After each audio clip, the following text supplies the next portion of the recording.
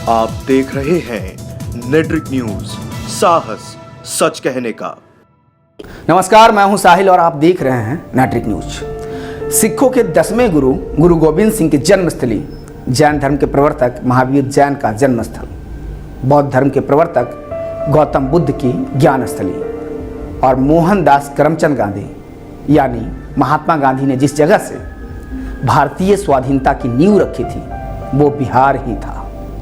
बिहार का इतिहास कितना गौरवमयी रहा है ये कालखंडों में दर्ज है, आज़ादी के साथ भी और आज़ादी के बाद भी। जब भी परिस्थितियां विकट हुई तो आवाज बिहार से आई कि सिंहासन खाली करो की जनता आती है, लेकिन बदले हालातों में बिहार की स्थितियां बद से बदतर होती गई और युवा शक्ति परदेसी हो गई। और ये वही वक्त है जब बिहार सम्मान से गाली में तब्दील हो गया। दरअसल हम इसका जिक्र क्यों कर रहे हैं, लेकिन आज जिक्र करना जरूरी हो गया है। गुजरात के साबरकंठा में एक मासूम बच्ची जो 14 महीने की थी, उसके साथ बलात्कार की घटना को अंजाम दिया गया। बलात्कार का आरोपी एक बिहारी युवक था, जिसके बाद आरोपी को गिरफ्तार कर लिया गया। दुष्कर्म और हैवानियत की इस घटना के लिए आरोपी के खिलाफ फास्ट ट्रैक कोर्ट गठन करके उसे कड़ी से कड़ी सजा मिलनी चाहिए और जरूरत पड़े तो ऐसे दुष्कर्मी को अदालत के सबसे कठोर फैसले का भी सम्मान किया जाना चाहिए, क्योंकि ऐसे मनोरोगी गुजरात में जितने खतरनाक हैं उतने ही देश के दूसरे हिस्से में। लेकिन जब घटना हुई तो स्वाभाविक था कि समाज या लोग नाराज होंगे या हिंसक होंगे। हुआ भी वही, लेकिन इसके साथ फिर से बिहारी अस्मिता षड्यंत्र का शिकार हुई और जो महाराष्ट्र में हो रहा था वही गुजरात में हुआ।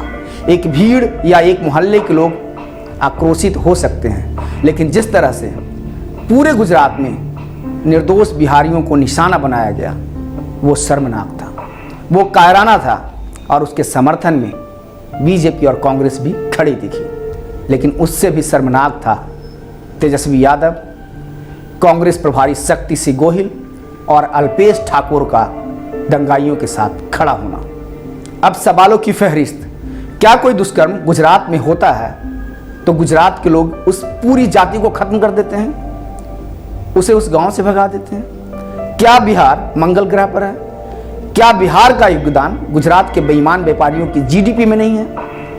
क्या गुजरात के आम व्यापारी सस्ते बिहारी मजदूर पसंद नहीं करते? क्या वहाँ के राजनेता बिहारी वोट नहीं लेते? तो फिर इतनी दोगलई बिहारी और गुजराती राजनेता आखिर लाते कहाँ से? क्योंकि सवाल सिर्फ गुजरात का नहीं है। अगर गुजराती व्यापारी दिल्ली में, यूपी में या किसी अन्य जगह पर बेईमानी करे, भ्रष्ट आचरण करे, तो क्या उसे लटका देना चाहिए या फिर कानून को अपने तरीके से अपराधी को सजा देने के लिए छोड़ देना चाहिए?